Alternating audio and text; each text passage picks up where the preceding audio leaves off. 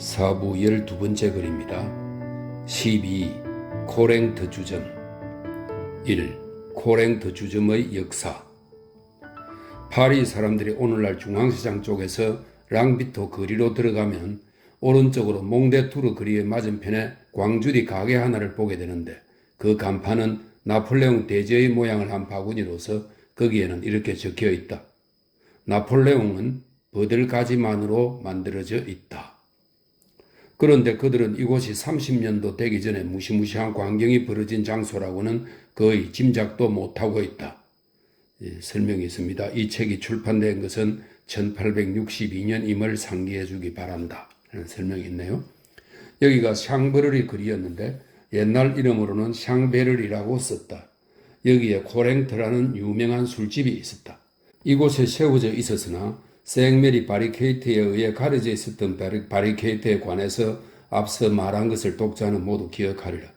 지금 내가 조금 비추어 보려고 하는 것은 오늘날 이미 깊은 어둠 속에 빠져버린 샹브르리 거리의 이 유명한 바리케이트에 관해서다. 이야기를 명료하게 하기 위해서 워털루에 관해 내가 이미 사용했던 간단한 방법을 여기서도 이용하는 것을 허락해 주기 바란다. 수행티스타시오 성당 끝 가까이 오늘날 랑비토 거리의 입구가 되어 있는 파리 시장의 동북쪽 모퉁이에 그 당시 서있던 가옥 집단을 꽤 정확히 상상해 보고자 하는 사람들은 하나의 N자를 머릿속에 그려보기만 하면 되는데, 꼭대기를 생더니 거리로 하고 밑바닥을 시장으로 했을 때 세로로 내려끈 두 개의 획은 그랑드 트리앙드리 거리와 샹브르리 거리가 되고, 비스듬히 그은 획은 퍼티트 트리앙드리 거리가 될 것이다. 오래된 몽데투리 거리는 꼬불꼬불 구부러져 와서 그 세 획과 교차했다. 그래서 이 네 거리의 복잡한 교착은 한편으로 시장과 생드니 거리의 사이와 또 한편으로 시뉴 거리와 프레쇼르 거리의 사이에 끼어있는 200정보 남짓한 지면에 7개의 집들의 작은 섬을 만들어 놓기에 충분했는데, 이 섬들은 이상하게 잘려져 있고 크기도 다 다르고 비뚤어지게 아무렇게나 놓여 있고 건설 현장의 돌덩이들처럼 좁은 틈으로 겨우 그 사이가 떨어져 있었다. 좁은 틈이라고 말했는데 양쪽에 9층의 누옥들이 늘어서 있는 어둡고 좁고 꾸불꾸불한 이 골목길들을 그보다도 더 올바르게 표현할 수 없다. 이 누옥들은 하도 심히 흘러 빠져서 샹브르리 거리와 프티트 트리앙드리 거리에서는 그 정면들이 하나의 집에서 다른 집으로 질러 놓은 뜰보로 받쳐져 있었다. 거리는 좁고 도랑은 넓었으며 행인이 걸어가는 포도는 늘 축축하게 젖어 있고, 양쪽에는 지하실 같은 가게들, 쇠고리가 박힌 커다란 푯돌들, 엄청난 쓰레기 더미들, 매우 오래된 거대한 살문이 달린 통로의 문들이 있었다. 이 몽테투르 거리, 꼬부랑길, 이 몽테투르 거리라는 이름은 그 모든 도로의 굴곡들을 썩 잘 묘사하고 있다. 거기서 좀 더 가면 몽테투르 거리로 들어오는 피루에트 거리, 이 뺑뺑이 길이라는 뜻입니다. 피루에트 거리라는 이름으로 그 굴곡들이 더 잘 표현되어 있는 것을 사람들은 보았다. 생드니 거리에서 샹브르리 거리로 접어들면 이 거리가 조금씩 좁아져서 마치 길쭉한 깔때기 속에 들어가는 것 같았다.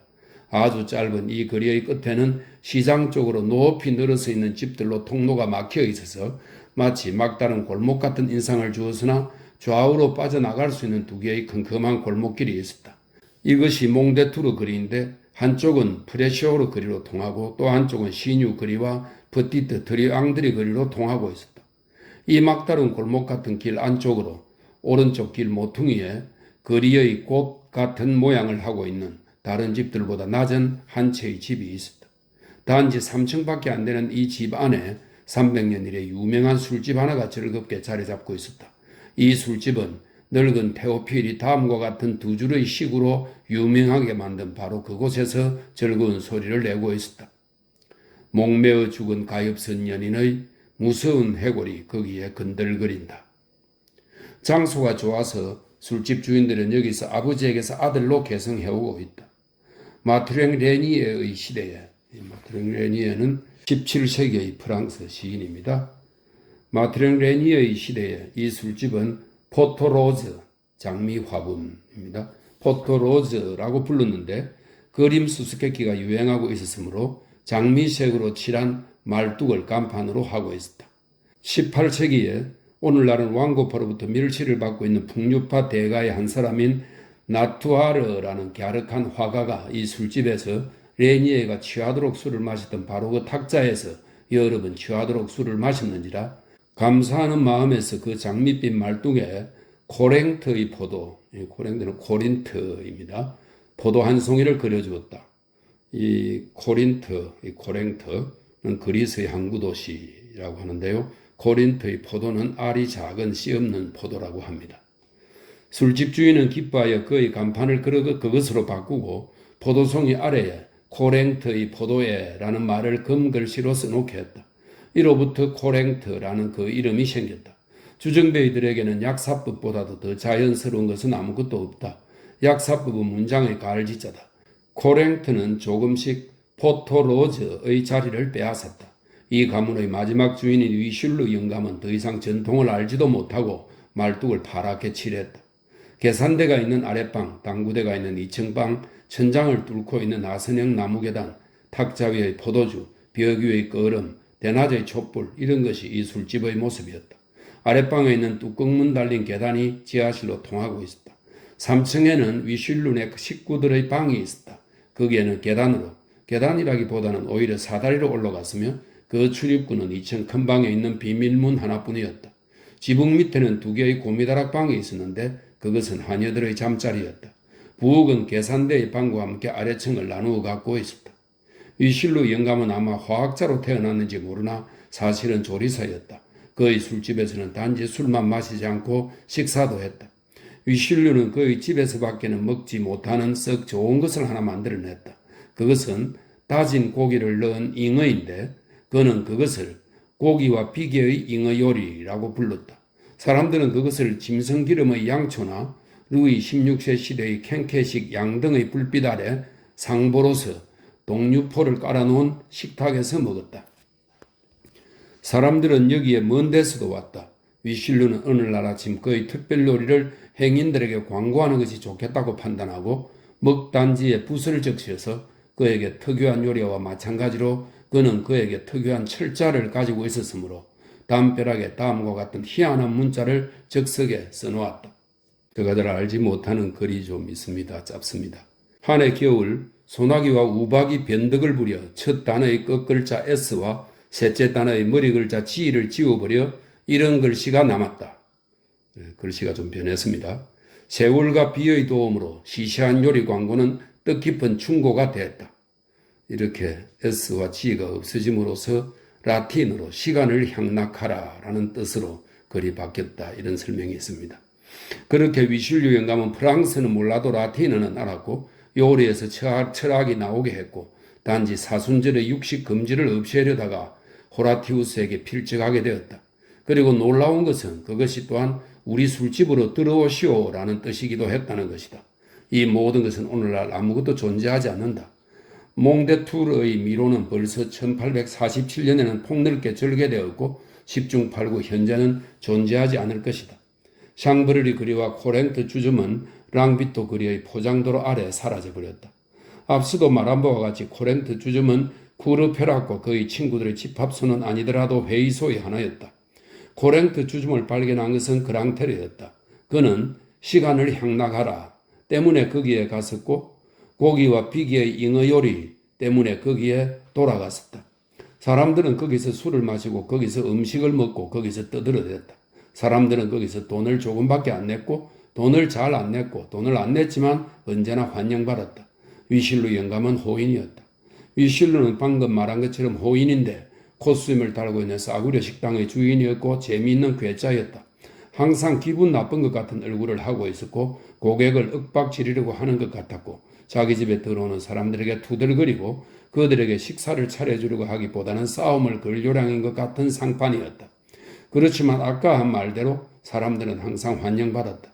이러한 괴상한 점이 그의 가게에 손님을 끌었고 젊은이들을 끌어들였는데 위슐루 영감이 넋두리 하는 거나 좀 가서 보자고 그들은 말했다. 그는 금술 사범이었다. 그는 느닷없이 너털 웃음을 웃었다. 거친 목소리에 무골 호인, 비극적인 외모에 희극적인 본성이었다. 그는 사람들에게 겁을 주기를 바랄 뿐이었다. 그의 권총 모양을 하고 있는 그 코 담뱃갑들 같았다. 폭발은 재치기 한다. 그의 아내인 위실로 할멈은 수염난 인간, 아주 못생긴 여자였다. 1830년경에 위실로 영감이 죽었다. 그와 함께 고기와 비계의 잉어요리 비결도 사라졌다. 그의 미망이는 슬픔을 잘 사귀지 못했으나 술집은 계속했다. 그러나 요리는 나빠졌고 지독하게 맛이 없어졌으며 언제나 나빴던 포도주는 더욱 끔찍스러워졌다. 그렇지만 쿠르페락과 그의 친구들은 코랭테 가기를 계속했다. 불쌍해서 라고 보시에는 말했다. 위실류 과부는 전원의 추억들로 숨이 가쁘고 얼굴이 일그러져 있었다. 그녀는 발음으로 그 추억담에서 싱거움을 없애주었다.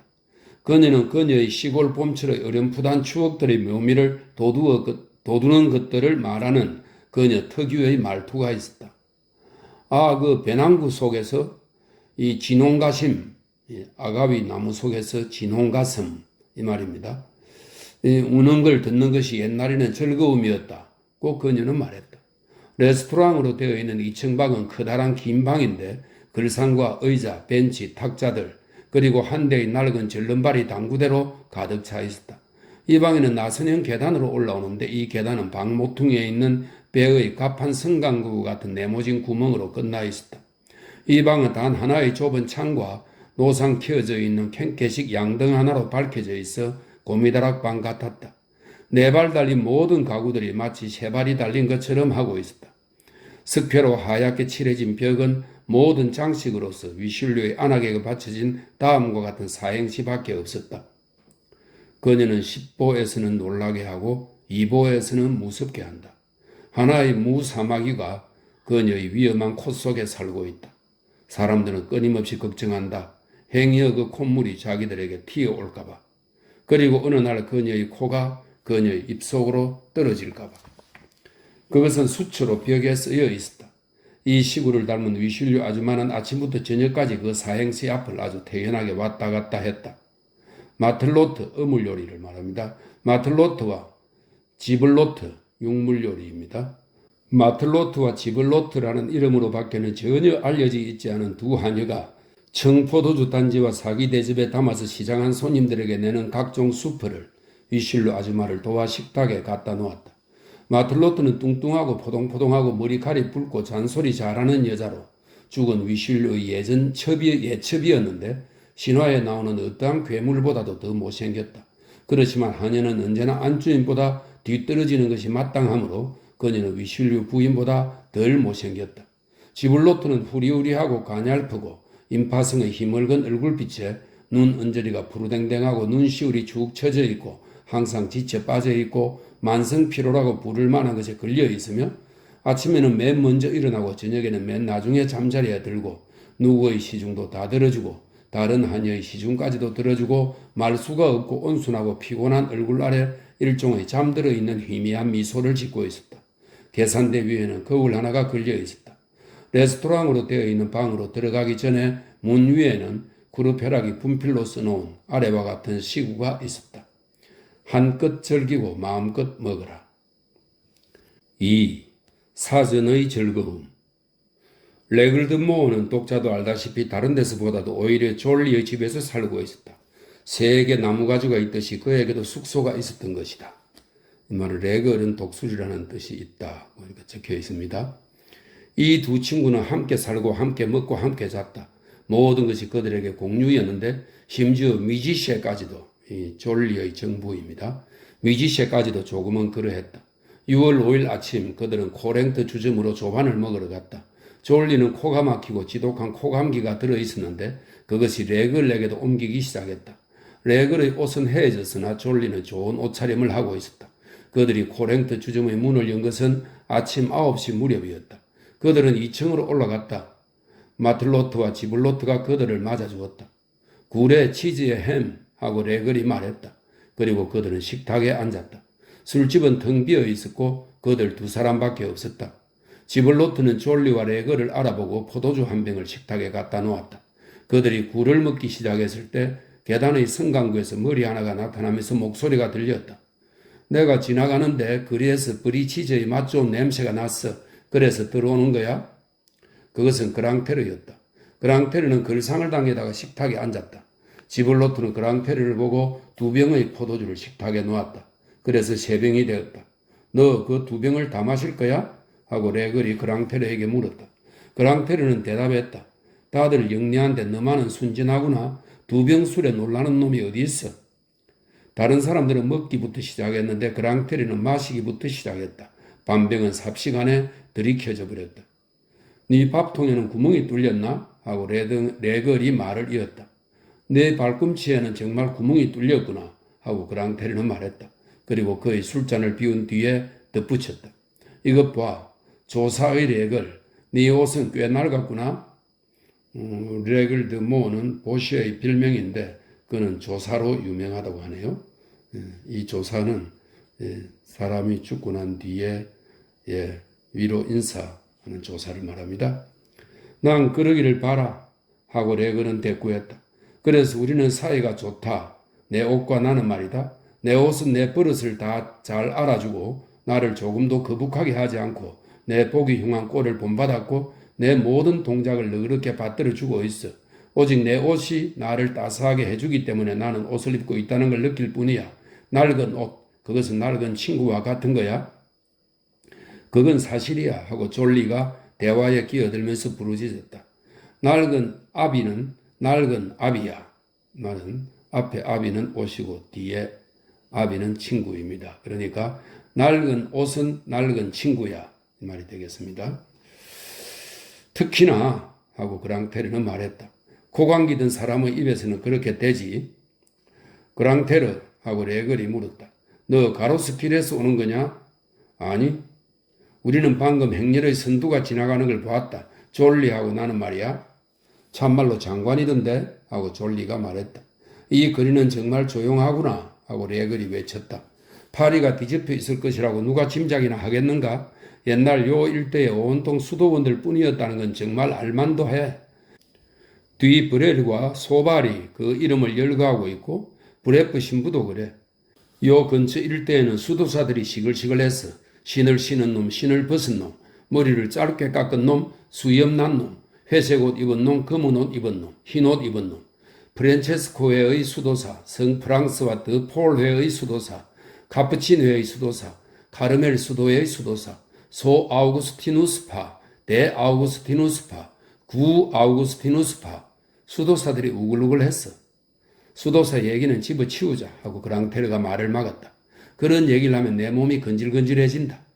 그러고는 다시 부르짖었다. 부, 방금 나쁜 굴 하나를 삼켰다. 또다시 내게 우울증이 발작하는구나. 굴은 상했고 하녀들은 못생겼고 나는 인간이란 족속을 정오한다. 나는 방금 리슐리베 거리에서 커다란 공립문고 앞을 지나왔다. 도서관이라고 부르는 그 굴 껍질의 무더기는 나는 생각만 해도 구역질이 난다. 얼마나 많은 종이인가, 얼마나 많은 잉크인가, 얼마나 많은 난필인가. 사람들이 그걸 다 썼단 말이야. 인간이 풀림, 이거 깃털 혹은 깃털펜 말입니다. 풀림 없는 두팔 동물이라고 말한 건 대관절로 어떤 숙맥이었나? 그리고 또 나는 내가 아는 예쁜 계집애 하나를 만났는데 봄처럼 아름답고 꽃 아가씨라고 불릴 만한 계집애인데 그런데 이 불쌍한 계집애가 기뻐서 어쩔 줄을 모르고 있고 열광하고 있고 행복해하고 있었어. 천사같이 말이야.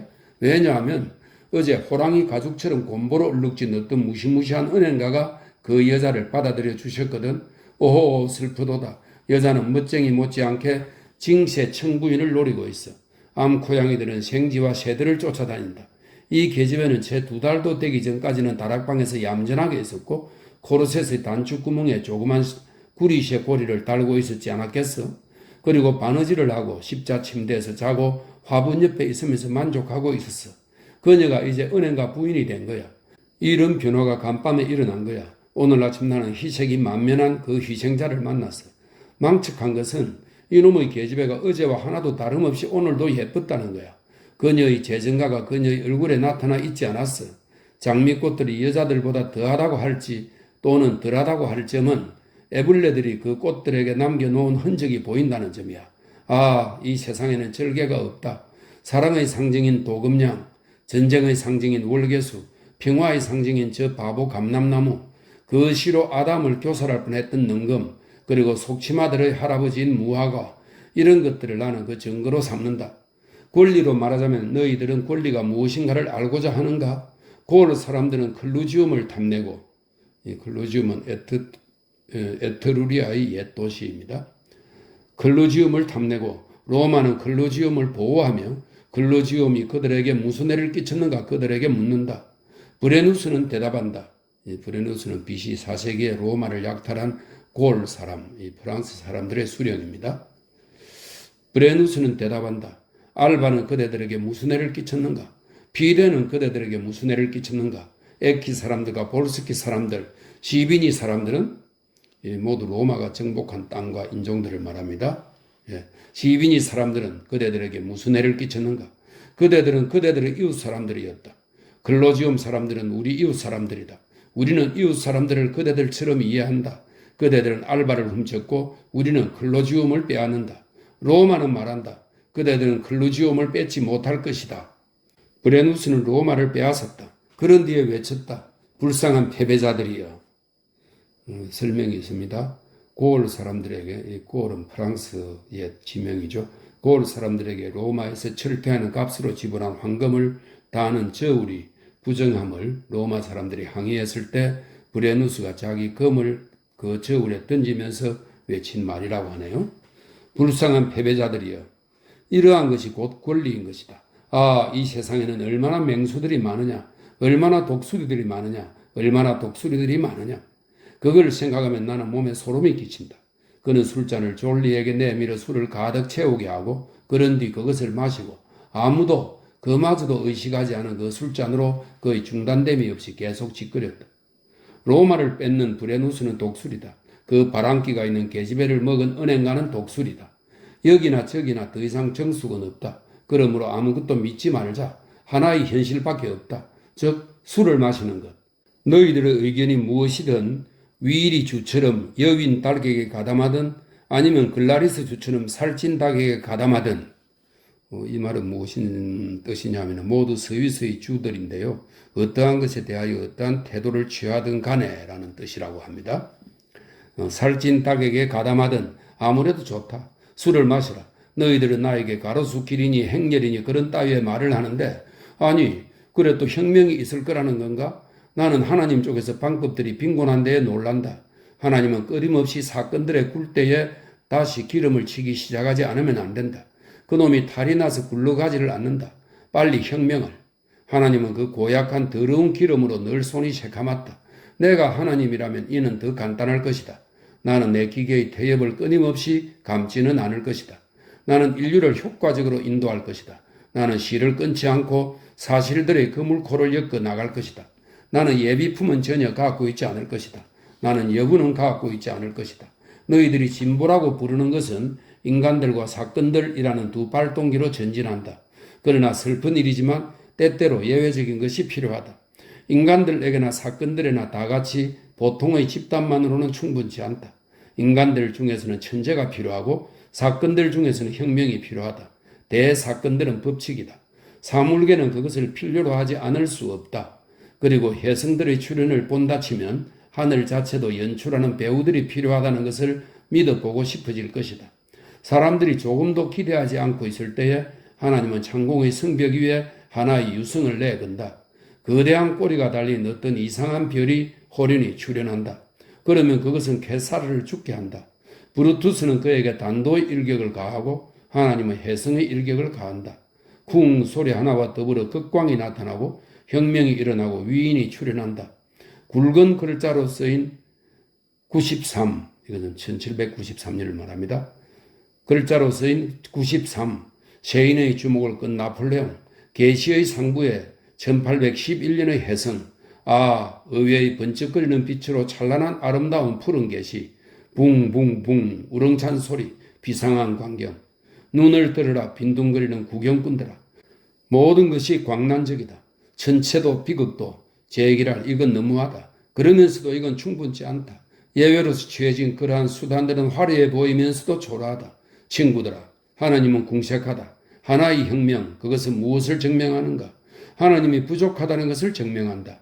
하나님은 구테타를 한다. 왜냐하면 현재와 미래 사이에 단절이 있기 때문에, 그리고 하나님 자신이 그 두 끝을 잇지를 못했기 때문에 결국 그것은 여호와의 재산 상태에 관한 나의 추측을 굳혀주는데 위에서도 아래에서도 그토록 많은 군색함을 볼 때 하나의 좁쌀도 없는 새로부터 10만 프랑의 연수입도 없는 나 자신에 이르기까지 하늘과 땅에 그토록 많은 초라함과 빈약함과 인색함과 궁핍을 볼 때 심히 쇠퇴한 인류의 운명을 볼 때 심지어 교살된 왕태자 콩대공이 증명하고 있다시피 교수의 노건을 보이는 왕가의 운명조차도 그러함을 볼 때 찬바람 불어내리는 천정점의 파열구에 다름 아닌 겨울을 볼 때 언덕 꼭대기의 아침의 새 자줏빛 속에 그토록 많은 누더기를 볼 때 저 가짜 진주인 이슬방울을 볼 때 저 모조 금강석인 서리를 볼 때 지리멸렬한 인류와 조각조각 기어진 사건들을 볼 때 그리고 태양의 그토록 많은 얼룩을 그리고 달에 그토록 많은 구멍을 볼 때 도처에 그토록 많은 비참을 볼 때 나는 하나님이 부여하지 않지 않나 생각한다. 하나님이 그럴싸해 보이는 건 사실이지만 나는 궁색을 느낀다. 금고가 텅 빈 도매 상인이 무도회를 베풀어 주듯이 하나님의 혁명을 일으켜준다. 신들을 외관으로 판단해서는 안 된다. 하늘의 황금빛 아래 나는 빈곤한 우주를 본다. 삼라만상 속에 파산이 있다. 그렇기 때문에 나는 불만이다. 보라, 오늘은 6월 5일인데 밤이나 진배 없다. 오늘부터 나는 햇빛이 오기를 기다리고 있다. 햇빛은 오지 않았고 나는 햇빛이 오늘 중으로는 오지 않으리라고 확신한다. 급료를 제대로 못 받는 월급의 불확실성과 같다. 그렇지. 모든 것이 제대로 정리되어 있지 않다. 아무것도 서로 맞지 않다.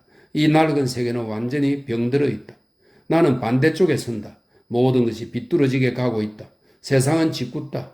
그것은 원하는 놈들은 안 갖고 있고 원하지 않는 놈들은 갖고 있는 어린애들과 같다.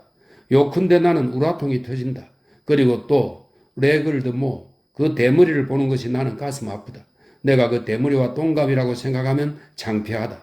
그런데 나는 지금 비평을 하는 것이 모욕을 하는 건 아니야. 세상은 지금 있는 그대로의 것이야. 나는 여기서 악의 없이 그리고 양심의 거리낌이 없도록 말하고 있는 거야. 영원한 아버지여, 나의 확실하고 각별한 존경을 받아주소서. 올림포스의 모든 성자들과 전국의 모든 신들의 맹세코 나는 파리 사람이 되기 위해 태어난 게 아니다.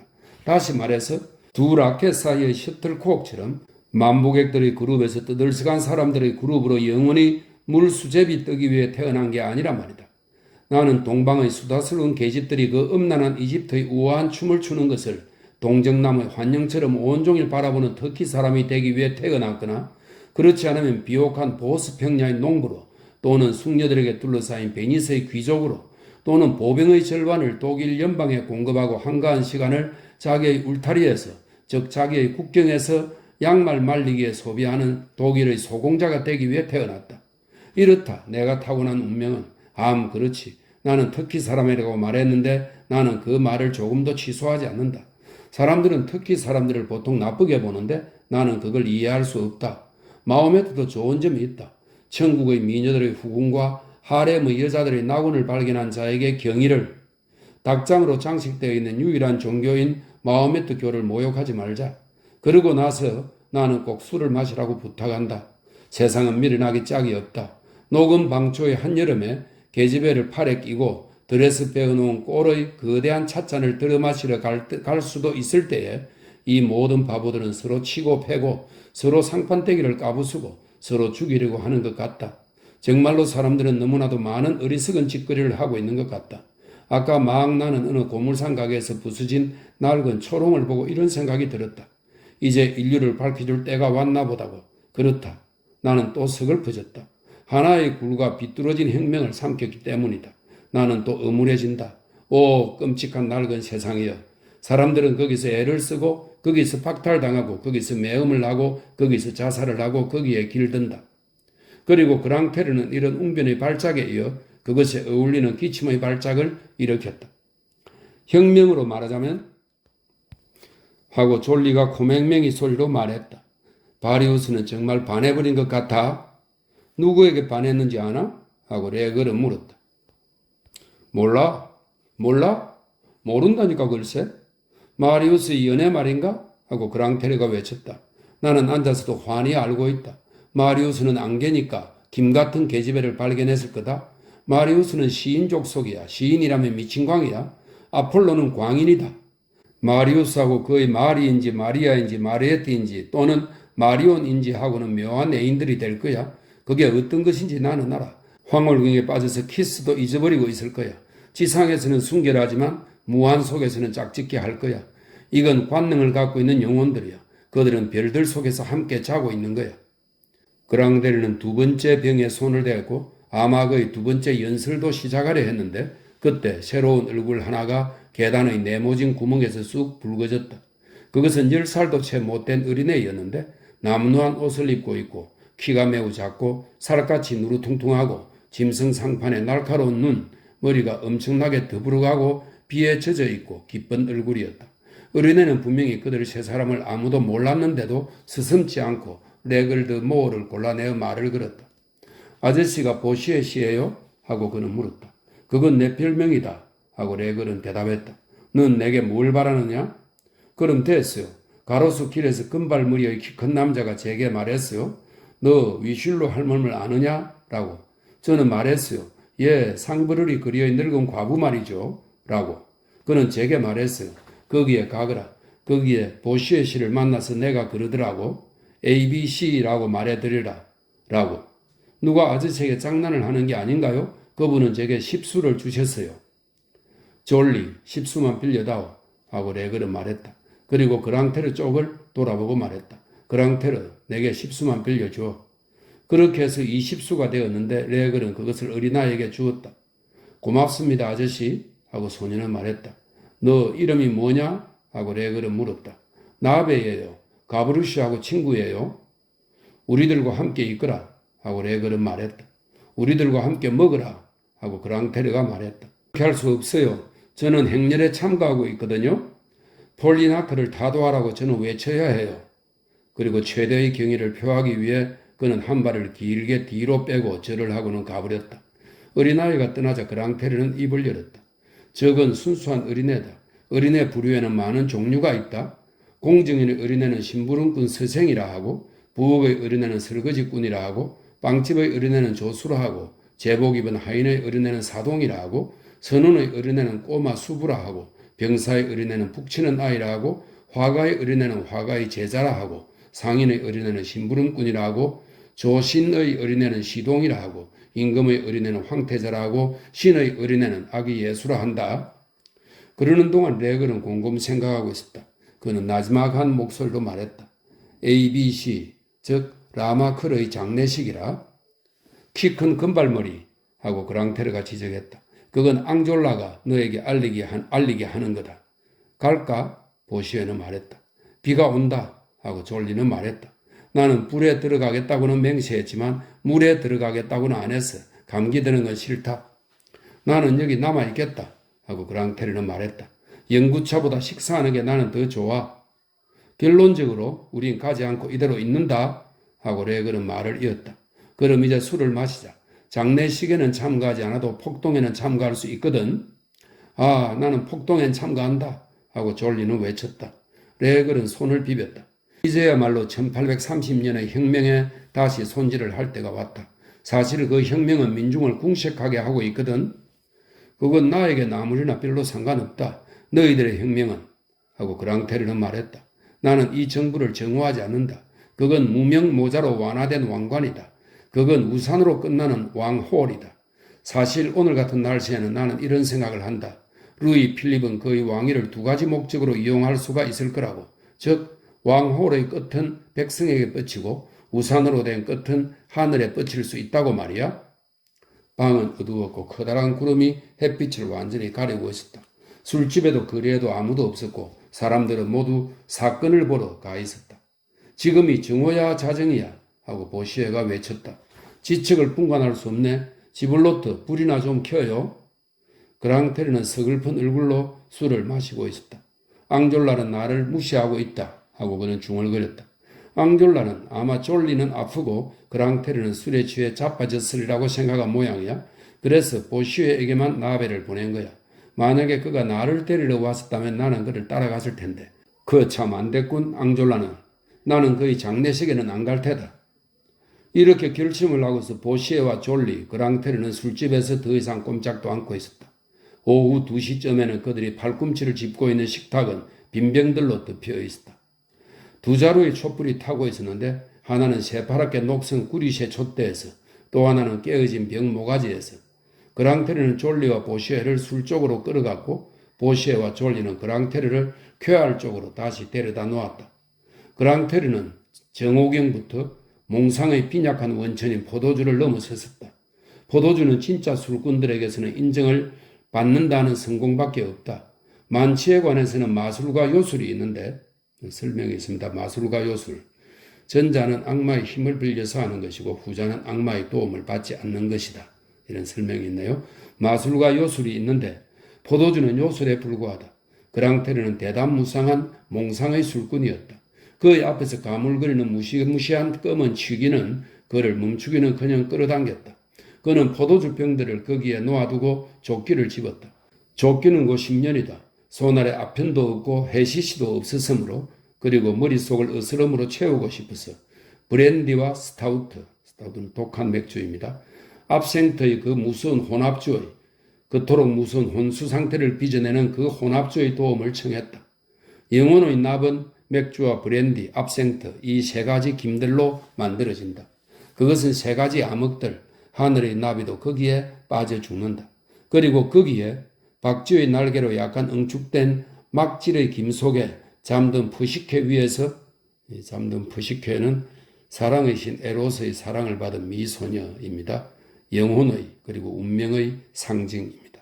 잠든 푸시케 위에서 날아다니는 악몽, 밤과 죽음의 말없는 새 여신이 형성된다.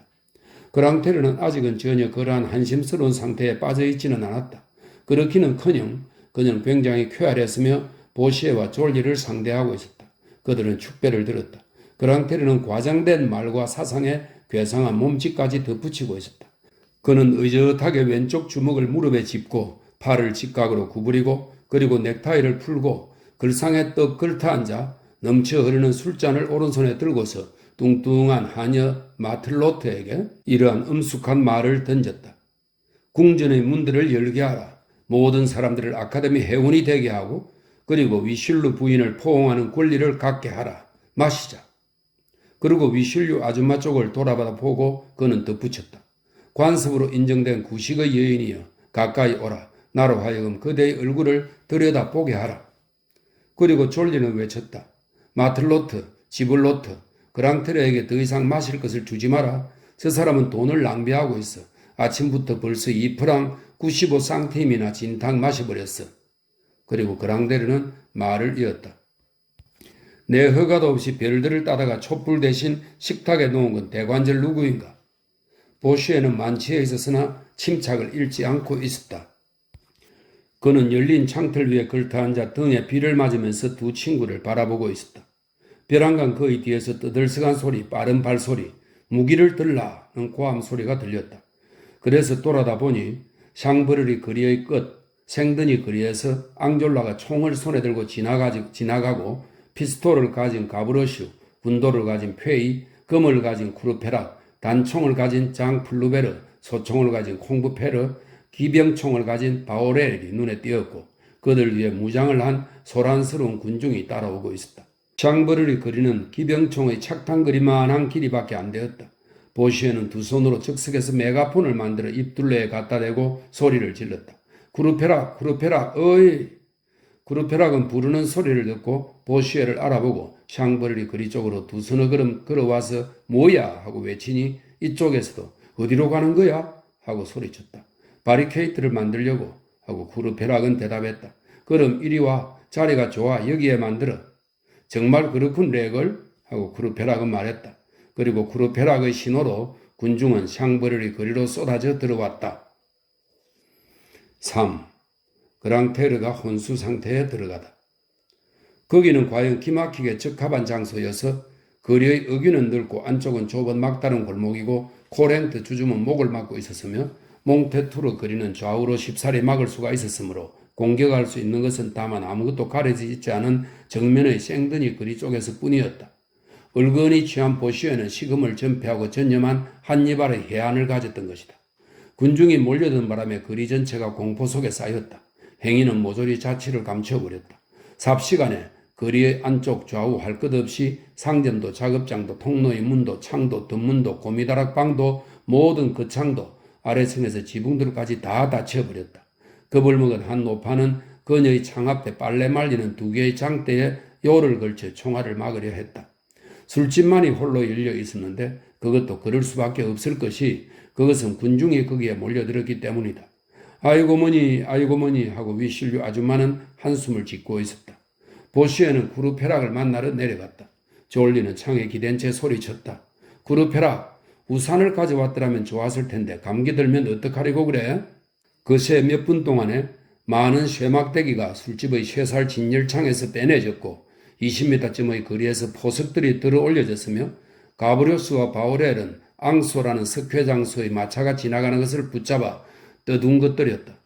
이 마차에는 석회가 들어있는 통들이 3개 실려 있었는데 그들은 그것들을 갖다 놓고 그 위에 포석들을 쌓아 올렸다.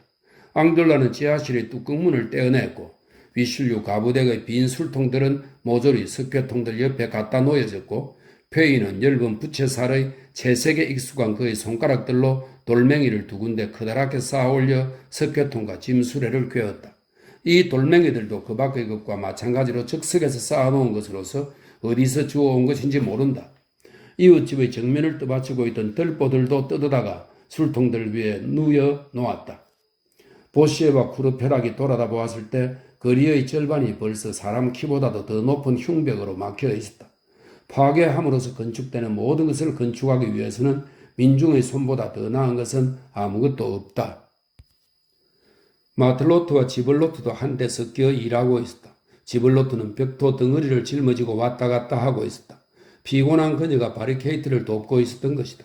그녀는 잠들어 있는 것 같은 얼굴을 하고서 시중을 들었던 것처럼 보석들의 시중을 들고 있었다. 2마리의 흰 말을 단 합성마차가 거리의 끝에 지나갔다. 보시에는 포도를 뛰어넘고 달려가서 마부를 멈춰 세우고 성객을 내리게 하고 부인네들에게는 손을 내어 거들어주고 마부를 쫓아버리고 수레와 말을 고삐를 잡아 끌고 돌아왔다. 합성마차는 코렌트 주점 앞을 지나가지 못한다고 그는 말했다. 코린트에는 아무나 갈 수 있는 게 아니다. 이 말은 코린트에서는 돈이 비싸게 먹히므로 아무라도 갈 수 없다는 그리스의 속담에서 나온 말이라고 합니다. 잠시 후에 말들은 풀려 몽데투르 거리 쪽으로 제멋대로 가버리고 마차는 옆으로 뉘어 거리의 바리케이트를 보충하고 있었다. 위실류 아줌마는 혼비백산하여 2층으로 몸을 피했었다. 그녀는 멍하니 눈을 뜨고 있었으나 아무것도 눈에 들어오지 않고 들릴락 말락 울부짖고 있었다. 그녀의 놀란 고함 소리는 감히 목구멍에서 나오지 않았다. 세상이 말세야? 하고 그녀는 중얼거렸다. 졸리는 위실류 부인의 쭈글쭈글하고 통통한 붉은 목에 입을 맞추면서 그랑테르에게 말했다. 예, 나는 항상 여자의 목은 아주 가냘픈 것이라고 생각했다. 그러나 그랑테르는 주신을 찬양하는 서정시의 최고 영역에 도달하고 있었다. 마틀로트가 다시 2층에 올라왔으므로 그랑테르는 그녀의 허리를 끌어잡고 창가에서 길게 웃음을 터뜨렸다. 마틀로트는 박색이다 하고 그는 외쳤다. 마틀로트는 꿈같은 추물이다. 마틀로트는 괴물이다. 이 여자가 태어나게 된 비밀은 이렇다. 대성당들의 홈통 주둥이들을 만들던 어떤 고틱의 피그말리온. 이 피그말리온은 고대의 조각가인데 자기 자신이 만든 갈라테상에 반해가지고 비너스에 의해 그것의 생명이 주어진 뒤에 그것과 결혼했다. 이런 설명을 하고 있습니다. 어떤 고딕의 피그말리온이 어느 날 아침 제가 만든 가장 흉한 홈통 주둥이들의 하나에 반해버렸다. 그는 그것에 생명을 불어넣어달라고 사랑의 신에게 간청했다. 그렇게 해서 마틀로트가 만들어졌다. 이 여자를 좀 보게나? 동지들이여, 티티안의 정부처럼 머리칼이 크롬륜의 빛깔이야? 그리고 이건 착한 여자야. 이 여자가 잘 싸우리라는 건 내가 보증한다. 착한 처녀는 모두 영웅적인 데가 있거든. 위실류 아줌마로 말하자면 이건 늙은 여장부다. 저 여자의 콧수염을 보라. 그녀는 그걸 자기 남편한테서 이어받은 거야. 여 경기병 그대로가 아닌가? 이 여자 역시 잘 싸울 거야. 이 2 여자들만으로도 근교를 위압할 거다. 동무들이여, 우리는 정부를 타도할 것이다. 마가린 산과 의산 사이에 15가지 산이 있는 것이 진실이듯이 이건 역시 진실이다. 하지만 이건 내게는 전혀 상관이 없다. 여러분, 우리 아버지는 내가 수학을 알지 못한다고 해서 항상 나를 멸시하셨다. 나는 연애와 자유밖에 모른다. 나는 호인 그랑테르다. 일찍이 돈을 가져본 적이 없었으므로 나는 돈을 갖는 습관을 붙이지 않았다. 그런 거로 나는 결코 돈이 부족하지 않았다. 하지만 만약에 내가 부자였다면 세상의 가난뱅이들은 더 이상 없었을 것이다. 사람들은 그걸 보았을 것이다. 오, 만약에 착한 마음 가진 사람들이 커다란 지갑을 갖고 있다면 얼마나 모든 일이 더 잘 돼갈 것인가. 나는 로스차일드의 재산을 가진 예수 그리스도를 상상한다. 얼마나 많은 선을 그는 행할 것인가. 마틀로트, 나를 끼안하다오. 그대는 육감적이고 수줍구나. 그대의 뺨은 수녀의 키스를 부르고 그대의 입술은 애인의 키스를 구하는구나. 닥쳐 이 술통아 하고 구르페락이 말했다. 그랑테르는 대답했다. 나는 카피툴이고 꽃놀이회 석사다. 이 말은 카피툴은 중세의 둘루저 시의 행정관인데 이 시에서는 해마다 한 번씩 꽃놀이회라는 글짓기 경연회를 여는데 즉 일종의 백일장이 열렸다고 합니다. 꽃놀이회 석사다. 총을 쥐고 바리케이트 꼭대기에 서 있던 앙졸라는 그의 준엄한 아름다운 얼굴을 들었다. 다 알다시피 앙졸라는 스파르타인과 청교도를 닮았다. 그는 테르모필에서 레오니다스와 더불어 죽고 크로멜과 더불어 드로게다는 아일랜드의 항구 도시입니다. 그 주민이 1649년에 크로멜에 의해 살육되었다 이렇게 설명되어 있네요. 크로멜과 더불어 드로게다를 불살라버린 직한 사나이였다. 그랑테르 하고 그는 외쳤다. 다른 데 가서 한숨 자고 술을 깨거라. 여기는 도취의 장소이지 주정의 장소가 아니야. 바리케이트를 못 오가지 마라. 이러한 분노의 한마디는 그랑테르에게 이상한 효과를 자아냈다. 그는 얼굴에 한 잔의 냉수가 끼얹어진 것 같았다. 그는 갑자기 술이 깬 듯했다. 그는 주저앉아 장옆 탁자에 팔꿈치를 기대고 말할 수 없이 부드러운 얼굴빛으로 앙졸라를 바라보고 말했다. 내가 너를 믿고 있다는 걸 너는 알지? 가라. 여기서 자게 해줘. 다른 데 가서 자거라. 하고 앙졸라는 소리쳤다. 그러나 그랑테르는 부드럽고 흐릿한 눈으로 여전히 그를 바라다보면서 대답했다. 여기서 자게 해줘. 내가 여기서 죽을 때까지. 앙졸라는 경멸하는 눈으로 그를 쏘아보았다. 그랑테르, 너는 말이야 믿지도 못하고 생각하지도 못하고 바라지도 못하고 살지도 못하고 죽지도 못한다. 그랑테르는 근엄한 목소리로 대답했다. 두고 보면 알 거다. 그는 또 알아들을 수 없는 말을 몇 마디 중얼거리더니 머리가 테이블 위에 무겁게 떨어지고 앙졸라에 의해 명정의 제2기에 그칠게 그리고 갑자기 떠밀렸으므로 그럴 때면 을에 나타나는 현상으로 그는 잠시 후에 잠들어 버렸다. 4. 위실루 과부를 위로하다. 바오렐은 바리케이트에 황홀해서 외쳤다. 이제 거리의 목이 막혔다. 참으로 잘 되었다. 쿠르페락은 술집을 조금 부수면서도 술장수 과부를 위로하려고 애썼다. 위실루 아줌마, 요즘에 지불로트가 창에서 요를 틀었다고 경찰의 조사를 받고 경범죄 처벌을 받았는데 원통하게 여기지 않았어요? 그럼요, 친절하신 쿠르페락 씨. 아이고, 그 탁자도 그 끔찍한 대로 끌어내 가시려는 건가요? 그 요디 때문에. 그리고 또 고미다락방에서 그리로 화분 하나를 떨어뜨렸다고 해서 정부는 내게서 100프랑의 벌금을 받아가기까지 했어요. 그건 가정스러운 일 아니에요. 그래서 미실로 아줌마, 우리가 아줌마의 원수를 갚아주려는 거예요? 미실로 아줌마는 지금 사람들이 자기에게 해주고 있는 그 보상 속에 자기의 이익이 있다는 것을 잘 모르고 있는 것 같았다. 그녀는 저 아라비아 여인 같은 식으로 한풀이를 하고 있었다. 그 아라비아 여인은 남편에게서 뺨을 맞고 아버지한테 하소연하러 가서 안갚음 해달라면서 이렇게 말했다. 아버지, 제 남편한테서 받은 모욕을 아버지가 씻어 주셔야겠어요? 아버지는 물었다.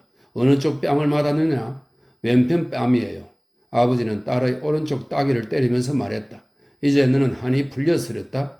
네 남편한테 가서 말해라. 그는 내 딸의 뺨을 때렸으나 나는 그의 아내의 뺨을 때렸다. 라고. 비는 개했다. 신참자들도 왔다.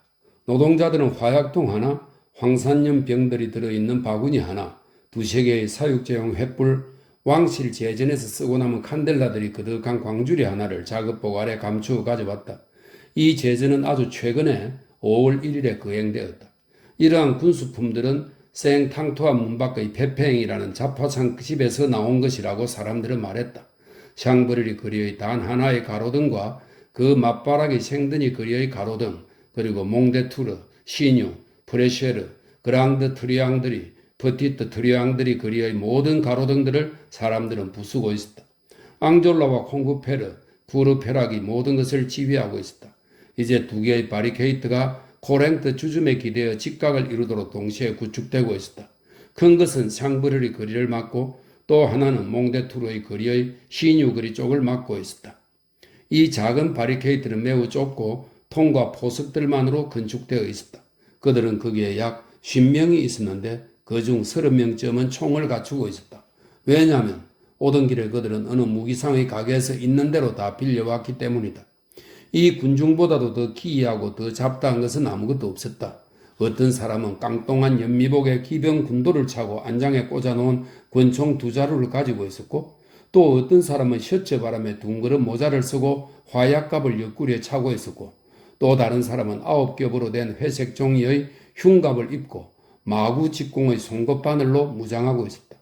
총 중에는 마지막 한 놈까지 섬멸하고 우리 총금 끝에서 죽자고 외치는 사람도 있었다. 그자에게는 총금이 없었다.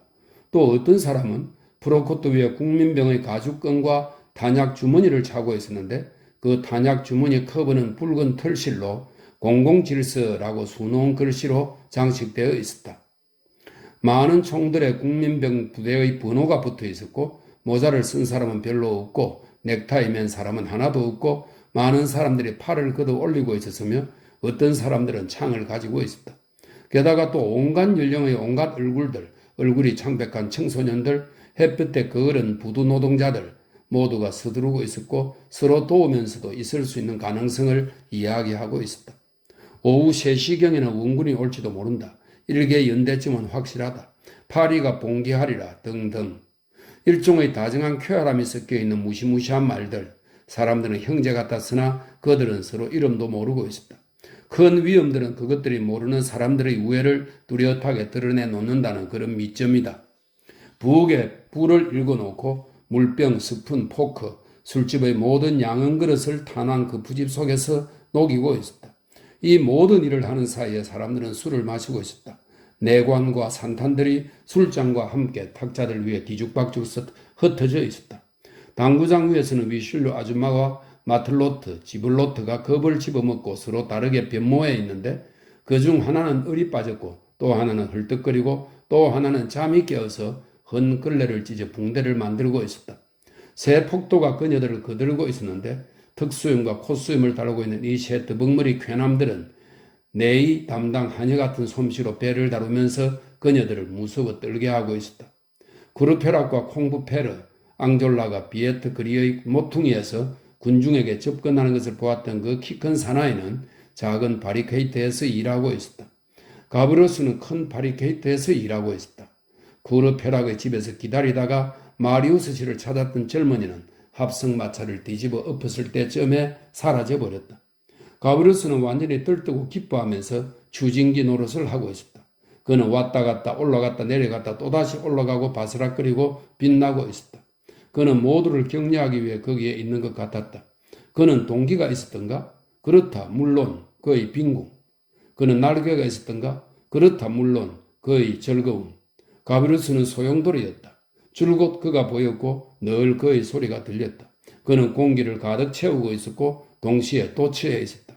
그는 일종의 그의 성가실 정도의 편재였고 그에겐 정지가 있을 수 없었다. 거대한 바리케이트는 그 등성이에서 그를 느끼고 있었다. 그는 빈둥거리는 자들을 방해하고 게으름뱅이들을 자극하고 피로한 자들의 기운을 복돋우고 생각에 잠긴 자들을 초조하게 하고 어떤 사람들은 유쾌하게 하고 또 어떤 사람들은 부추기고 또 다른 사람들은 격분케 하고 모든 사람들을 밀어주고 어떤 학생은 자극하고 어떤 노동자는 따끔하게 비평하고 앉고 멈춰서고 다시 출발하고 법석과 노력유를 날고 이 사람 저 사람들 사이를 뛰어다니고 중얼거리고 투덜거리고 그리고 모든 역군을 채찍질하고 있었다. 그는 거대한 혁명의 합성마차의 팔이었다. 설명이 있습니다. 분주히 움직이지만 실제적인 도움을 주지 못하는 사람, 성가신 사람이라는 뜻이라고 하네요. 라퐁테인의 우와 합성마차와 파리를 암시한다고 합니다. 그의 작은 팔은 끊임없이 움직이고 그의 작은 허파는 끊임없이 아우성치고 있었다. 용기를 내, 포석을 더, 통을 더, 거시기를 더, 그게 어디 있더라? 저 구멍을 막게 벽돌을 한 짐 더, 아주 작아. 당신들의 바리케이트는 그건 더 높이지 않으면 안 돼. 거기에 뭐고 다 갖다 놔요. 뭐고 다 그 옆에 갖다 붙여요. 뭐고 다 거기에 쑤셔 넣어요. 집을 부셔요. 바리케이트는 지부 아줌마의 차나무다. 유리문이 하나 왔구나. 그 말을 듣고 일꾼들이 소리를 질렀다. 유리문으로 뭘 하려는 거야, 이 새끼야? 당신네들 자신은 제기랄이다, 헤르큄. 하고 가브리오시는 응수했다. 유리문은 바리케이트엔 썩 좋은 거요. 그걸 공격하는 걸 막지는 못하지만 그걸 떼어가기는 곤란하거든. 그래, 당신네들은 병 조각을 세우는 담너머로 능금을 훔쳐본 일이 한 번도 없었나요? 국민병이 바리케이트 위로 올라오려고 하면 유리문에 발바닥을 뺀단 말이요. 정말 유리는 보기보다 위험한 거요? 아니, 당신네들은 썩 좋은 생각은 못하는구먼, 동무들은. 그런데 그는 격철 없는 제 군총에 화딱지를 내고 있었다. 그는 이 사람 저 사람에게 가서 요구했다. 총을 줘요. 나도 총이 필요해. 왜 내게는 총을 안 주는 거야? 너에게 총을 줘? 하고 콩구페르가 말했다. 아니, 왜 나는 안 되는 거야? 하고 가브리오시는 대꾸했다. 1830년에 샤를 십시하고 싸웠을 적에는 나도 정말 하나 갖고 있었어.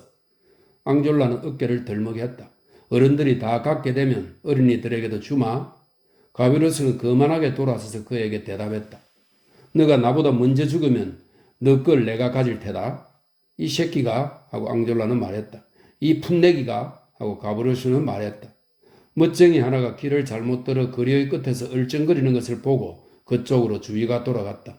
이리 와요 젊은이. 자, 이 늙은 조국을 위해 뭘 좀 하지 않겠나? 멋쟁이는 주랭낭을 놓아버렸다. 5. 준비. 당시의 신문들은 이 샹브르리 거리의 바리케이트를 거의 난공불락의 건축물이라고 부르며 그것이 2층 높이에 달한다고 말했으나 그것은 잘못된 보도였다. 사실은 그것은 평균 높이가 6, 7척을 넘지 않았다. 그것은 전투대원들이 마음대로 혹은 그 뒤에 몸을 감출 수도 있었고 혹은 이 장벽을 굽어볼 수도 있도록 건축되어 있었고 심지어는 꼭대기에 올라갈 수도 있도록 내부에는 포석들이 사열의 단으로 쌓아 올려져 있었다. 바리케이트의 외부 전면은 보석과 통을 쌓아 올리고 앙소의 짐수레와 뒤엎어 놓은 합성마차의 바퀴 속으로 들보와 판자를 어수선하게 가로질러 구축해 놓은 것으로서 삐죽삐죽 솟아있는 복잡한 모습을 나타내고 있었다. 한 사람이 통과할 수 있기에 충분한 끊긴 곳 한 군데가 술집에서 제일 먼 바리케이트의 끝과 인가의 담장 사이에 마련되어 있어서 거리로 출입이 가능했다. 합성마차의 앞치는 꼿꼿이 세워지고 새끼로 비끄러져 메어져 있었으며 그 앞치에 꽂힌 붉은 깃발이 바리케이트 위에서 퍼덕이고 있었다. 몽데투르 거리의 작은 바리케이트는 술집 뒤에 가려져 보이지 않았다. 연결된 이 두 바리케이트는 강면보를 이루고 있었다. 앙졸라와 쿠르페락은 브리쉐르 거리로 시장에 통하고 있는 몽데투르 거리의 다른 구간에는 바리케이트가 필요 없다고 판단했었는데 그들은 아마 외부와 가능한 한 연락을 유지하고자 했을 것이고 위험하고 곤란한 브레쉐르의 골목길로 공격을 받는 것은 별로 두려워하지 않았다. 폴라르가 그의 전략 양식에서 연락코어라고 불러섬직한 것을 형성하고 있는 동행이 자유로운 상태로 남아있는 이 출구를 제외하고는 그리고 샹브르리 거리 쪽으로 마련된 그 협소한 끊긴 곳도 역시 고려한다면 술집이 쑥 붉어져 나와 있는 바리케이트 내부는 사방이 닫힌 불규칙적인 사변형 요새를 이루고 있었다. 큰 바리케이트와 거리의 배경을 이루고 있는 높은 집들과의 사이에는 약 20보의 간격이 있었는데 그렇기 때문에 바리케이트는 모두 사람이 살고 있지만 위아래가 다 닫혀 있는 그 집들의 등을 기대고 있다고 말할 수 있었다. 이 모든 작업은 1시간도 안 되는 동안에 거침없이 수행되었고 이 소수의 대담한 사람들은 군모 하나도 총금 하나도 나타나는 것을 보지 않았다. 폭동의 이 시간에 생더니 거리를 아직도 겁없이 거니는 시민들은 드물었으나 그들은 샹브르리 거리를 헐끗 보고 바리케이트가 눈에 띄자 발걸음을 재촉했다. 2개의 바리케이트를 끝내고 길을 꽂고 탁자 하나를 술집 밖으로 끌어냈으며 구르페락이 그 탁자 위로 올라갔다. 앙졸라가 네모진 상자를 가져오고 구르페락이 그것을 열었다. 그 상자에는 탄약이 가득 들어있었다. 탄약을 보자 용사들은 가슴이 설렜고 일순간 침묵이 흘렀다. 구르페락은 빙그레 웃으며 탄환을 분배했다. 사람마다 30개의 탄환을 받았다. 많은 사람들이 약포를 가지고 있었는데 그들이 녹이는 탄환들로 다른 탄환들을 만들기 시작했다. 화약통은 문 옆에 따로 있는 탁자 위에 있었는데 그것은 남겨두었다. 온 파리 시내에 울리는 국민병 소집의 북소리는 여전히 계속되고 있었으나 마침내 하나의 단조로운 소음밖에 되지 않아 그것은 더 이상 그들의 주의를 끌지 않았다. 그 소리는 어떤 때는 멀어져 갔고 또 어떤 때는 음산한 파동을 이루면서 다가왔다. 사람들은 일제히 별로 서둘지도 않고 엄숙하고 장중한 모습으로 소총과 단총에 총알을 쟀다. 앙졸라는 바르케이트 밖에 보초 셋을 세웠다. 하나는 샹브르리 거리에, 또 하나는 프리쉐르 거리에, 마지막으로 또 하나는 티트 트리앙드리 거리의 모퉁이에. 그리고 바리케이트를 구축하고 부스를 배정하고 총에 장전하고 파수병을 세우고 더 이상 아무도 지나가지 않는 무서운 거리에 홀로 남아서 인기척도 없이 죽은 듯 괴괴한 그 집들에 둘러싸이고 짙어져 가기 시작하는 황혼의 어둠 속에 에워싸이고 뭔지 알 수 없는 비극적이고 무시무시한 그리고 무언가가 다가오는 것 같이 느껴지는 그 암흑과 그 고요 속에서 외따로 떨어져서 무장을 갖추고 과감하고 침착하게 그들은 기다렸다. 6. 기다리는 동안. 그렇게 기다리는 동안 그들은 무엇을 했는가? 이것은 역사적인 것이므로 나는 그것을 꼭 말해야겠다. 사내들은 약포를 만들고 여자들은 붕대를 만들고 단왕 그 부집에 녹여 부을 납과 주석이 가득 들어있는 커다란 냄비가 활활 타는 화롯불 위에서 연기를 내고 있는 동안 파수병들이 무기를 들고 바리케이트 위에서 망을 보고 있고 한시도 방심할 수 없는 앙졸라가 파수병들을 감시하고 있는 동안 콩브페르와 쿠르페라, 장플루베르, 페이, 보시웨, 졸리, 바오렐 또 다른 몇몇 사람들은 서로 학생들끼리 잡담하던 가장 평화스러운 날들처럼 서로 찾았고 한데 모였고 참호로 변한 이 술집의 한쪽 구석에서 그들이 구축해 놓은 강면보의 지척에서 제약하고 장전한 그들의 단총을 의자 등에 기대어 놓고서 이 아름다운 젊은이들은 최후의 시간에 그토록 임박해 있는데도 사랑의 시를 말하기 시작했다. 무슨 시였는가? 그것은 아래와 같다.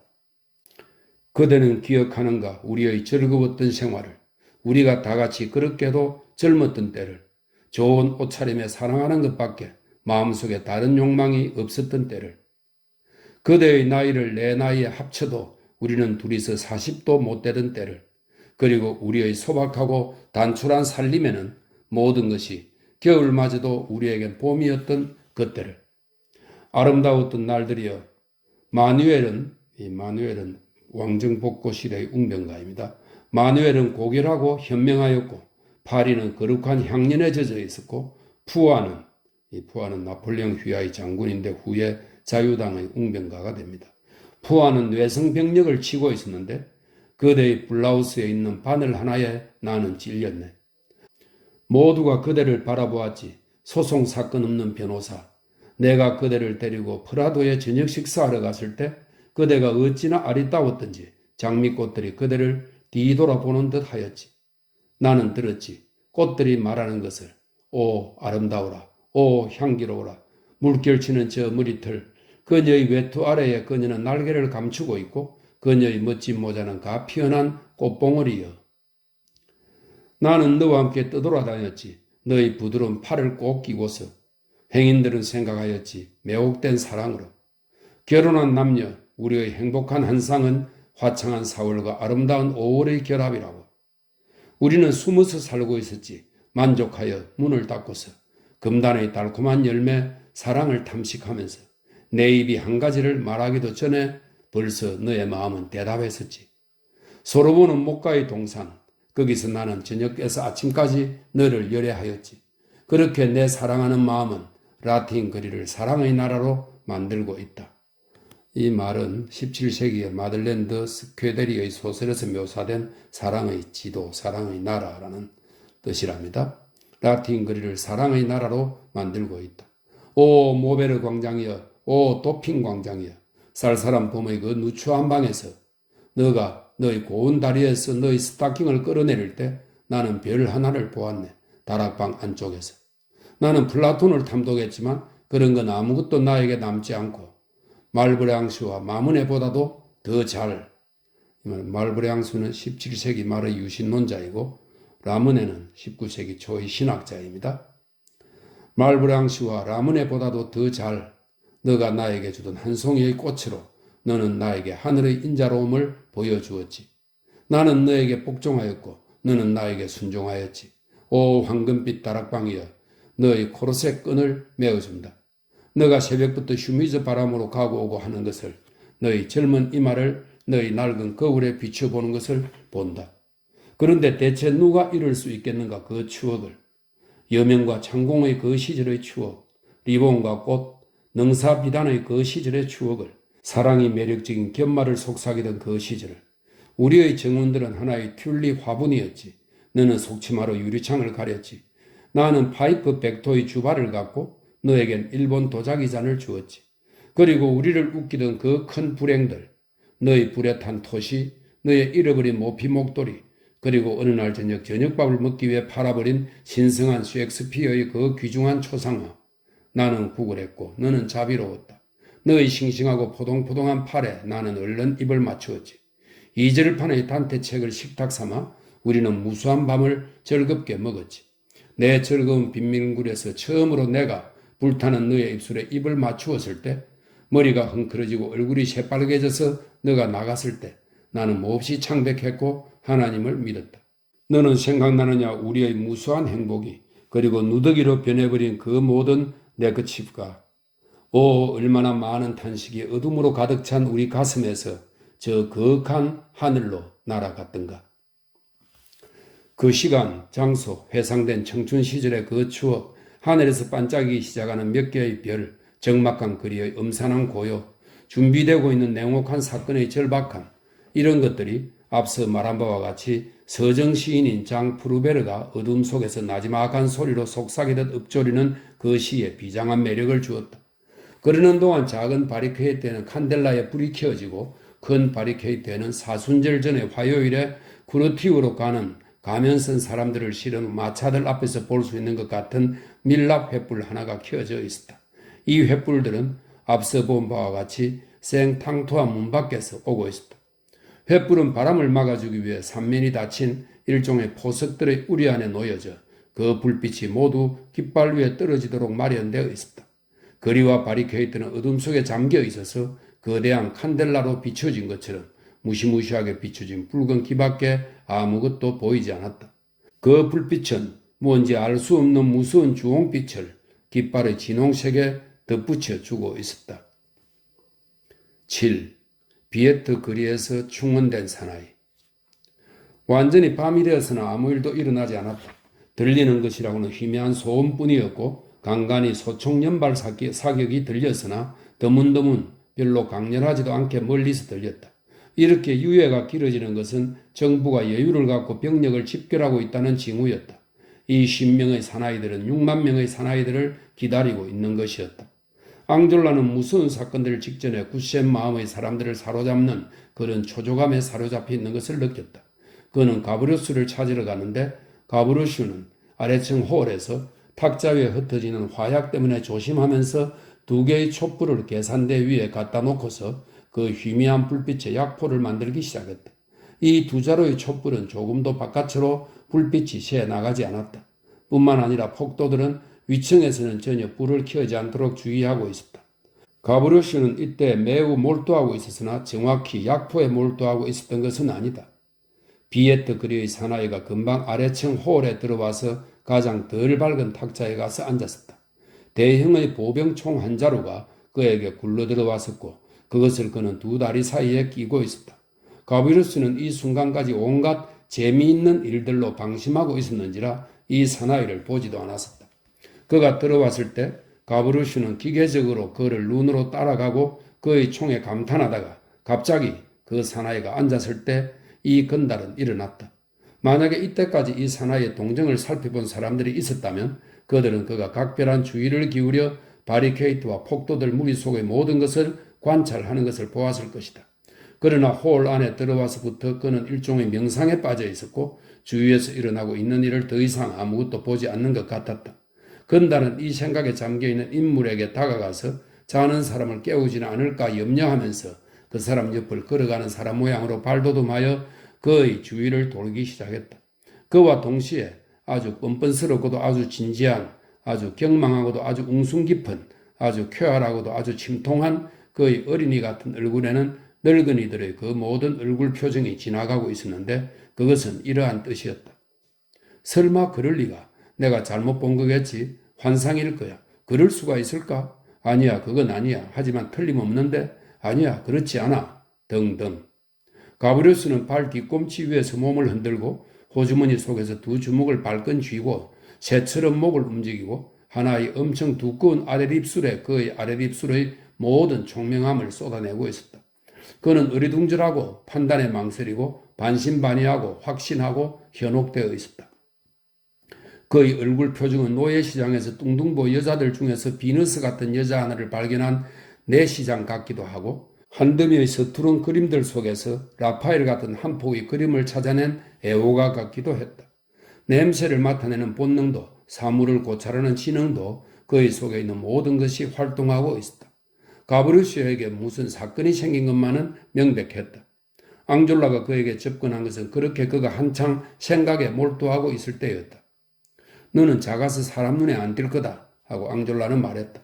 바리케이트에서 나가 집들을 따라 살금살금 걸어가서 거리들을 좀 사방팔방 둘러보고 돌아와서 무슨 일이 일어나고 있는지 내게 말해달라. 가브르슈는 허리 위에서 몸을 추어 올렸다. 그래, 어린애들도 무언가에 쓸모가 있구먼 그래. 참 다행한 일이네. 가볼게. 그때까지 애들은 믿어요. 하지만 어른들은 믿지 마요. 그리고 가브르슈는 머리를 들고 소리를 낮추어 비에트 거리의 사나이를 가리키면서 덧붙였다. 저기에 어른이 있잖아. 그래서 저건 밀정이야. 확실하냐? 2주일도 되기 전이었는데 내가 루아얄 다리의 난간에서 바람을 쐬고 있으니까 저자가 내 귀때기를 잡고 나를 끌어내렸어. 앙졸라는 얼른 소년 곁을 떠나 저쪽에 있는 한 포도주 선창의 노동자에게 매우 낮은 목소리로 몇 마디 소곤거렸다.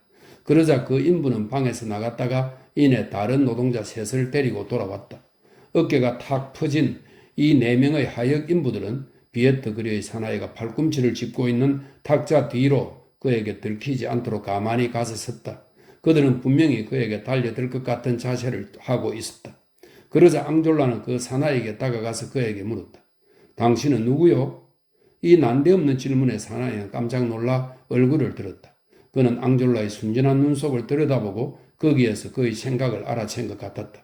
사나이는 세상에서 볼 수 있는 가장 교만하고 가장 단호하고 가장 과감한 미소를 지으며 거만하고 진중한 어조로 대답했다. 그게 뭔지 알겠다. 그래 맞다. 당신 밀정이지? 난 정부 관리다. 이름은 자베르. 앙졸라는 내 장정들에게 신호했다. 눈 깜짝할 새에 자베르는 돌아볼 겨를도 없이 덜미를 잡히고 넘어떨어지고 묶이고 수색당했다. 그의 몸에서는 2장의 유리 사이에 붙어있는 자그마한 둥근 카드 하나가 발견되었는데 한쪽에는 프랑스의 문장과 함께 감시와 경계라는 명이 새겨져 있고 또 한쪽에는 사복형사 자베르 52세라 적혀 있었는데 당시의 파리 경찰청장 지스케시의 서명이 있었다. 그 밖에도 그에게는 회중시계와 몇 잎의 금화가 들어있는 지갑이 있었다. 시계와 지갑은 그에게 남겨두었다. 시계 다음에 호주머니 속을 뒤져보니 봉투에 든 종이 한 장이 나왔는데 앙졸라가 펼쳐본 적 거기에는 경찰청장 자필의 다음과 같은 몇 줄의 글이 씌어 있었다. 사복형사 자베르는 맡은 바 정치적 임무를 완수하는 즉시 특별한 감시를 행하여 센강 우안, 예나 다리 부근의 강변에서 악한들이 수상쩍은 거동을 하고 있는 것이 사실인지 확인하라. 몸 수색이 끝나자 사람들은 자베르를 일으켜 두 팔을 등 뒤로 포박하여 옛날 이 술집 이름의 유래가 되었던 아래층 한복판의 그 유명한 기둥에 빗끌어맸다.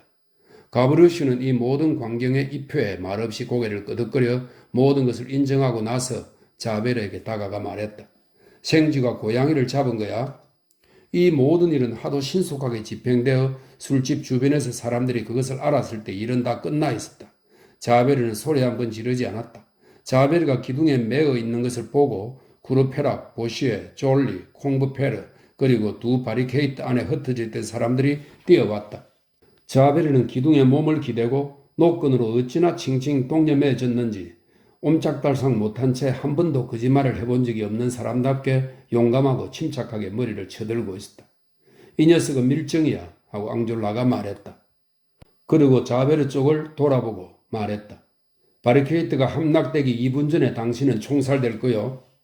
자베르는 더없이 오만한 말투로 대꾸했다. 왜 즉시 그러지 않느냐? 우리는 화약을 아낀다. 그럼 칼로 찔러 죽이지 그래? 이봐 밀정 하고 미남 앙졸라는 말했다. 우리는 심판자지 살인자가 아니요. 그러고는 가브르슈를 불렀다.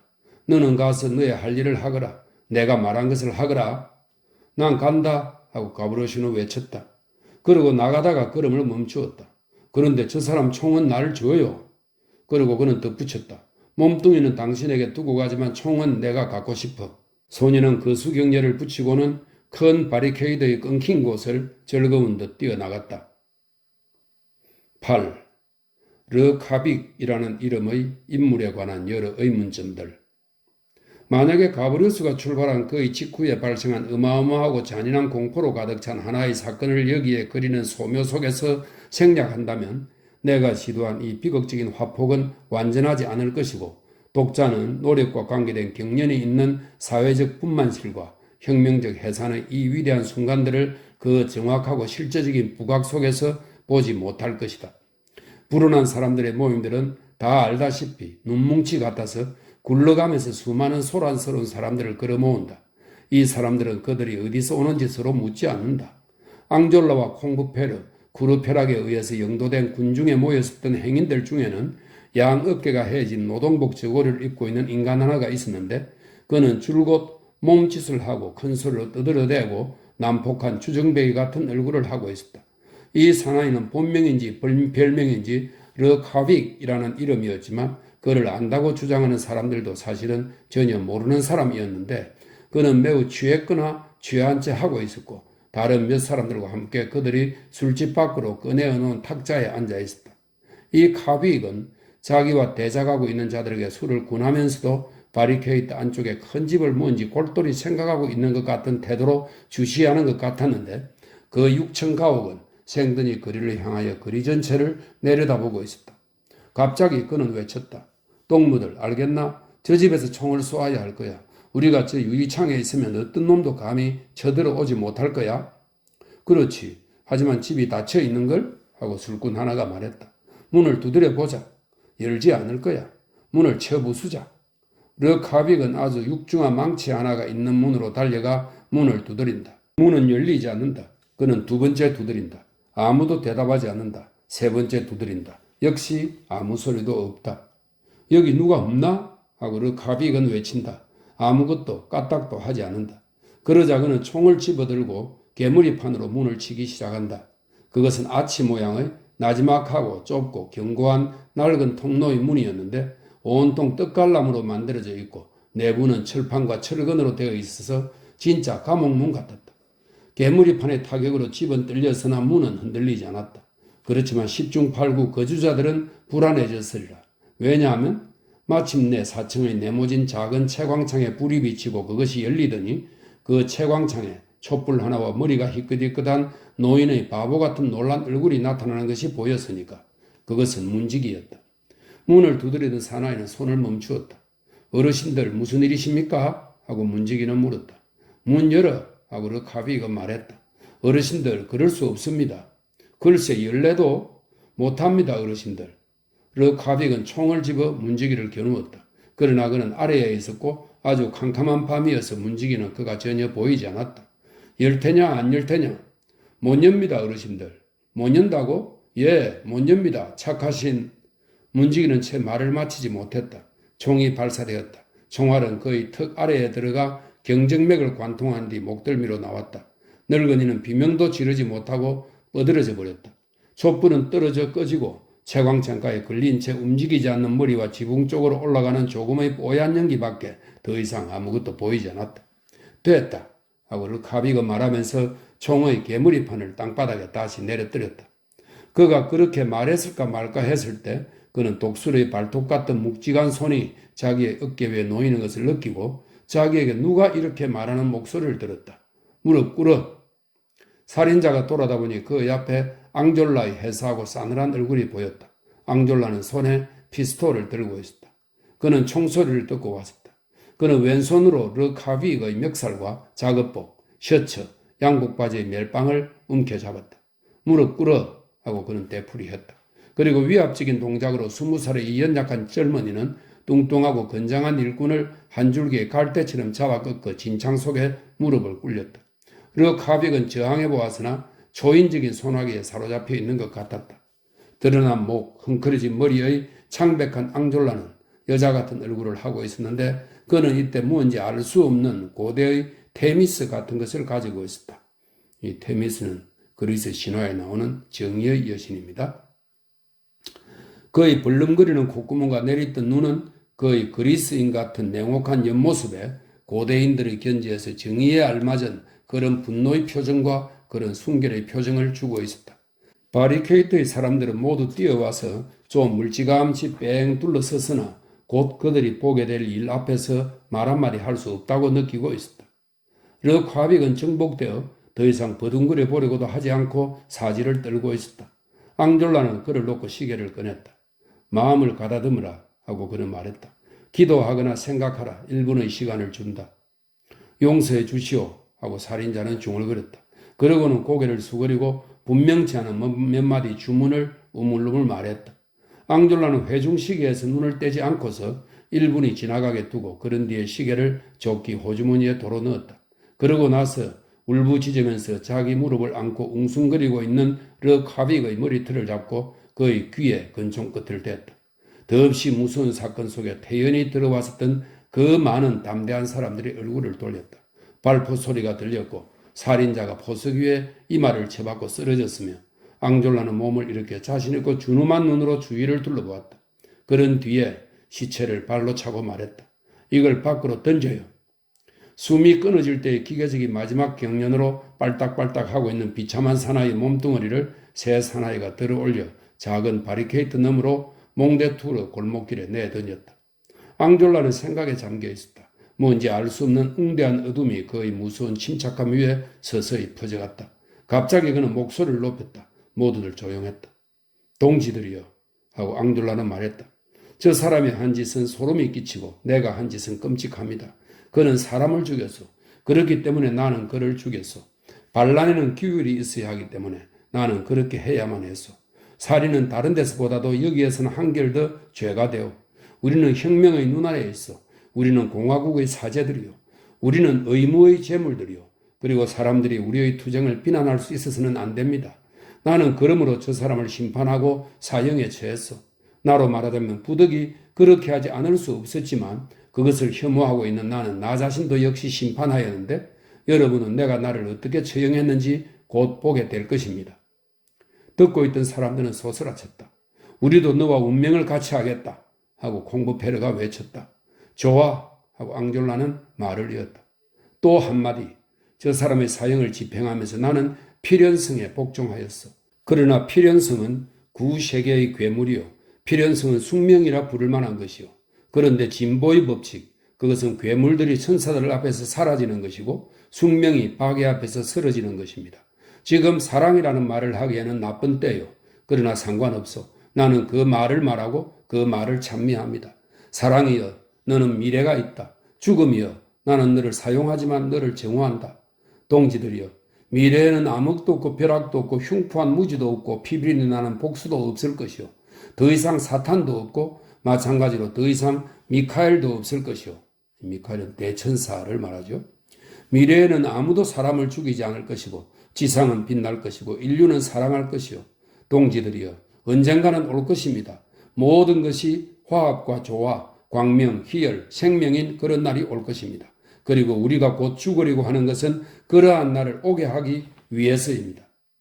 앙졸라는 입을 다물었다.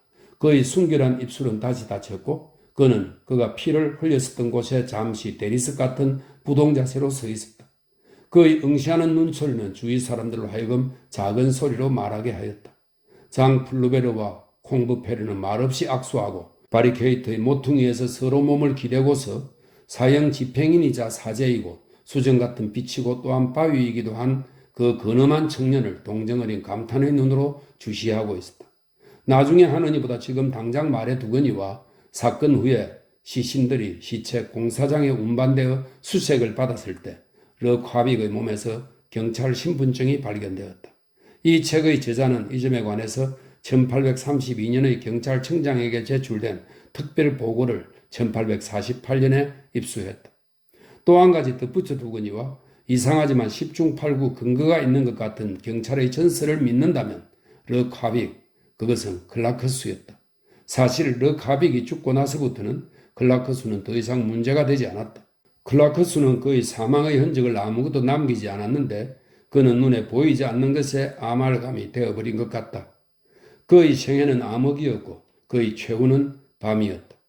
모든 반도들의 집단은 그렇게도 신속하게 예심하고 그렇게도 신속하게 종결된 이 비극적인 판결에 아직도 감동하고 있었는데 그때 구르페락은 아침에 자기 집에 와서 마리우스가 찾았었던 그 어린 젊은이를 바리케이트에서 다시 보았다. 대담하고 대면대면한 듯한 이 소녀는 밤에 와서 반도들에게 합류했었다.